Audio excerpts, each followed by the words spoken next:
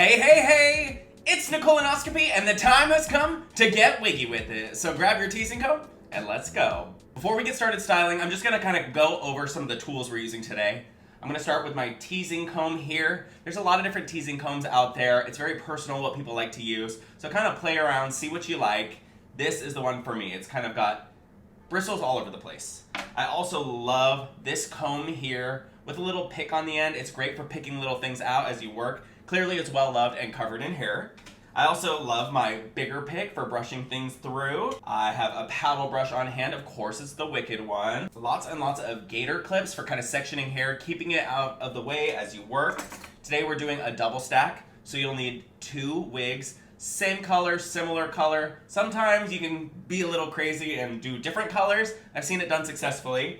And then to attach the wigs, you're gonna need a curved needle. Says it's a curved upholstery needle. Some of them are sold specifically for hair. As long as it's curved, it's just easy to work with. And then you need some thread. The heavier duty the thread, the better, the more secure it's gonna be when you tie everything together. And then lastly, I'm going in with my Tresemme 4 holds, the extra hold hairspray. Now, if you've seen my other tutorials, I use hairspray a little differently than I used to. I'm much more conservative with it and more deliberate. I use a dry teasing technique now. So kind of stay tuned if you're used to my other tutorials. We're doing things a little differently now. All right, I think I'm ready to get this on the block, and let's get to styling.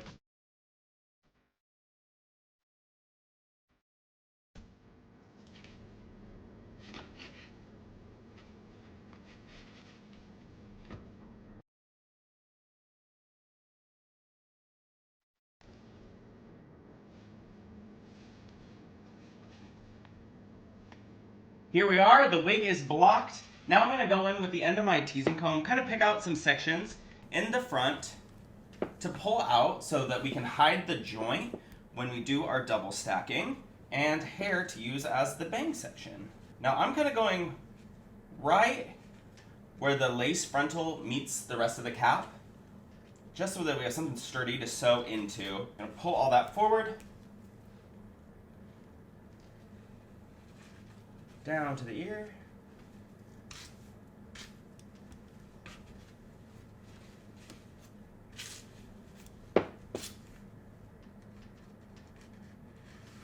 Brush that all forward.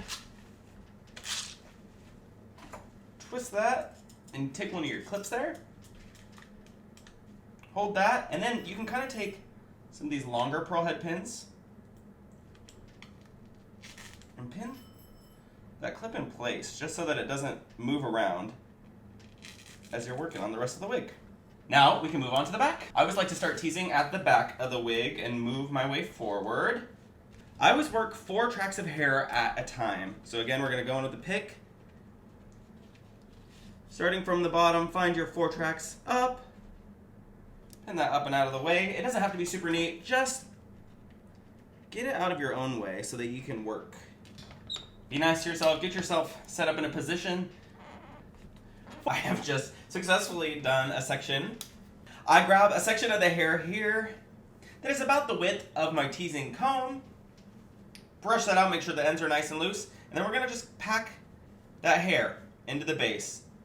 Get a little higher up on the hair, just get a nice tease, and once you have a nice little cloud of teasing, you can brush it through, get that length back, and just kind of keep doing that. Play with the angle of your teasing brush, see if it grabs the hair differently. You want to just get a nice, balanced, fluffy tease. If you get any big loops in it, you can just kind of brush those out. And that's the magic of not using the hairspray when you're teasing, because when you get it all wet and gunky, it kind of locks things in, so it's nice to have the hair loose and workable. That's looking pretty good there. I'm going to kind of brush through some of those loops. I'm liking the look of that, and now we're going to move to the section to the side of that. As I'm working from the back, I kind of work in like 2 sections first, then 3 sections as we go up, 4 and larger as it gets wider. Pack, pack, pack, pack, pack, pack. Reminder to not have a death grip on the hair up here. You gotta let it fall in, and it's just plastic after all, so you don't want to stress it out. That'll get that frizzy texture going. If you feel like you don't get enough tease in there, pick it back up, brush out the ends, and do a little more. All right, now we have those 2 nice sections there. I'm gonna go and take about half of each of them. Now, brush those out and marry them together with some teasing. That's called French lacing. Just makes your wig a whole lot sturdier, gives a consistent tease throughout the whole cap.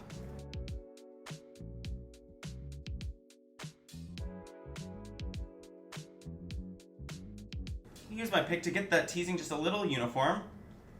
Get it out, pick it out a little bit, and just brush through the ends. Make sure they're nice and loose without pulling out any of that tease at the base. And then, and this step is optional, if you like what you have going on, you can spray a little bit of hairspray right at the base there to just kind of lock the tease in as you work your way up. Totally optional, you don't need to. If you have a good tease, it'll hold itself. Now, I've already done so many tutorials on my teasing. I'm gonna work my way forward up the back of the wig, and I'll see you in a little bit. And I'm back. I've made my way up the back of the wig. Now, when I get to the top, I do something a little bit differently. A lot of people have told me I'm weird for this, but I take my sections, brush them up, and then I tease downward. I don't know why. I feel like it gives me a little more control of my tease, and I get it a little closer to the root. But like I said, just play around, see what works for you. There's no one set technique. All the stylists I follow tease a little bit differently. So really, try them all. Working my way around here. We are almost done. We are almost ready to sew on that other wig. I just recently got into double stacks again. I used to think they were too heavy, but my husband, Josh, thinks that they look way better on me, and whatever Josh wants, Josh is gonna get. So here we go. Another double stack for the collection. In my favorite ginger. I just had to do it. I'm a good wife. Getting her really dense here so that that second wig has a nice foundation to sit on. Now here we have our finished base wig. I've gone through and just smoothed things out a little bit with my pick. And if you look at the front here, I've taken some duck clips and just kind of flattened out that front section so that you can really see right to the cap there. Because the time has come to add the second wig. Now, through the magic of cinematography, I've gone ahead and off camera teased this one up. Same exact technique as the other one. I just didn't leave the front section undone. Did the whole thing. Now, a lot of people will cut the lace frontal off of a wig when they're doing a double stack. I just think that's kind of wasteful. I might want to use this wig separately in the future. And with as scarce as wigs are and as expensive as they are, I'm going to keep the lace on. It doesn't necessarily give as clean of a joint sometimes, but I like to just do it. So I'm going to take this on here, throw it on the top, kind of fold that lace under a little bit, and I'm going to take a long pin here and kind of match the center points. Hold that in place with a pin there. Grab another long pin. Do that on the sides here. Now that kind of gives you an idea of the size we're working with. It is going to be huge. Now I went ahead and got my needle and thread ready. You just thread it like any old needle. And because this is hooked, it'll help you get through this a little bit easier than a straight needle would. You just hook the lip there and pull it through. Now, I'm not a total pro at this. A lot of people do it so quickly and so easily, but it takes a little bit of work for me and it stresses me out a bit. So just know, if you are struggling, you're not alone. But just take your time. I've noticed it gets a little easier every time.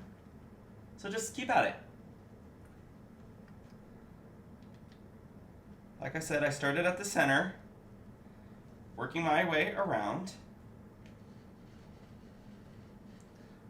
A lot of people will do this with just zip ties, but I think it looks a little better and seems a little sturdier if you sew it in, and then the zip ties don't poke your head as much. But we will add a couple zip ties for security here in a little bit.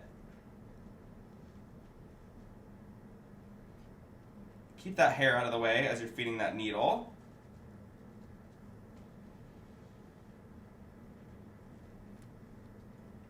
We're getting a nice clean seam in there. Should mention, when you're tying off the thread and threading the needle, give yourself a nice big fat knot at the end so that it won't go through the cap over time. I think I'm gonna love this wig. Take that pin out. It's in the way, we don't need it anymore.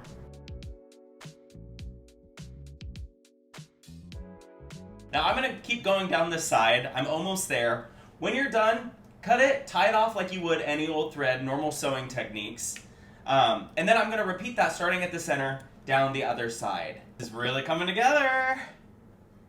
I should mention that this topper wig right here is a very, very old wig. I've probably had it 7 years or so. So if you have a wig that's just feeling a little tired and you have the means to hoard it, set it aside, use it as a topper one day. Don't ever part with a good wig. I think the lace even was torn, so don't lose hope on your drag as it falls apart. So I'm just kind of smoothing, teasing together at the joints a little bit to make it more seamless. I'm gonna get back in here and tease up this bang section. But really, this is almost done. Before I do that, the secret weapon. I forgot to mention in our supplies list, I like to use a little bit of bubble wrap. I'm gonna sneak this under that topper wig, if I can find it here, and stick that up inside of the cap here.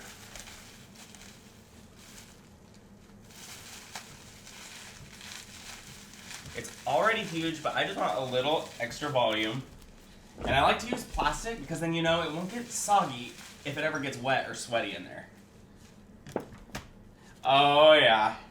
Look at that. It just gives it a little extra va-va-boom.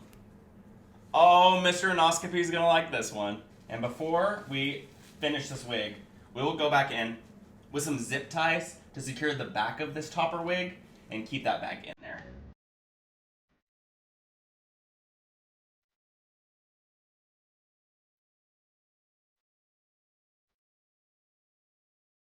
These front sections, sometimes I'll tease down just to pack some hair at the hairline, get it a little denser in the front, and you'll be able to smooth that out because we haven't put much hairspray up there.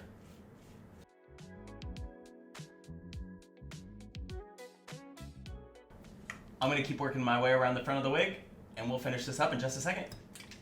And we're bringing out that hairspray, kind of guiding things with our hands, brushing things out. You want everything really nice and smooth up here in the front, of course. You're going to get the underside here really smooth. And then we're going to just kind of brush out and bring over a little bang section. Keep working it with your comb, smoothing. You can go in and move the tease around with your pick a little bit. But just work with it until you get it just how you want it. Like I mentioned, this pick here is really helpful for picking out little things, more minute styling details. Just kind of using it here to sweep this bang into place before I lock it in. Once you got things looking just how you like, that's when you can really go in with that hairspray. And we're just going to kind of work our way around until we're liking what we're seeing.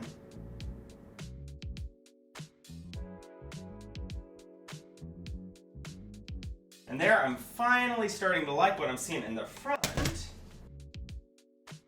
In the back here, smoothing with the comb up at the top.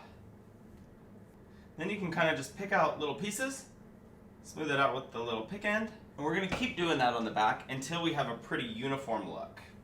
I've almost got it exactly how I want it, so I'm just going to add a little spray on the top, smooth it one more time. Rake through that gently through the surface with the comb. I'm really liking how this is looking. I think it's time for me to take it off of the block. I'm going to pull the pins out off camera, and then I'll be right back to zip tie this all together and put it on my head. I've got the hair off the block, and I'm kind of in love with it. I'm going to do a little more work on the back refining the curls, but this thing is so sturdy. Now I'm going to go in with those zip ties that I was talking about. And I'm going to get here in the back of the wig. Be so careful, you don't want to mess anything up. But I'm going to find the back of the wig. I like to work this way so that you don't get the pokey part in the back of your head. Reaching into the cap there. I found it. Now I'm going to feed it back through and close it like a normal zip tie. I'll show you how that looks on the inside when I'm done.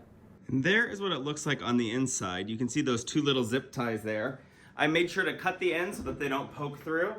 And I think this thing is ready to throw in my head, so I'll see you in just a few. And here is the final wig. I'm gonna have to sit down so you can see the whole thing. This thing got huge. I hope you learned something today. Thanks for styling along with me. Make sure you're following me on all my social platforms at Nicole Onoscopi. And stay tuned for more wig tutorials and makeup videos coming your way real soon. Thank you so much for watching. I love you all. Goodbye. Hey you! Don't forget to like, comment, subscribe, and share. And if you've got something mean to say it anyway. It helps the algorithm. I'll see you in the next one. Bye-bye now. Bye-bye. Bye-bye.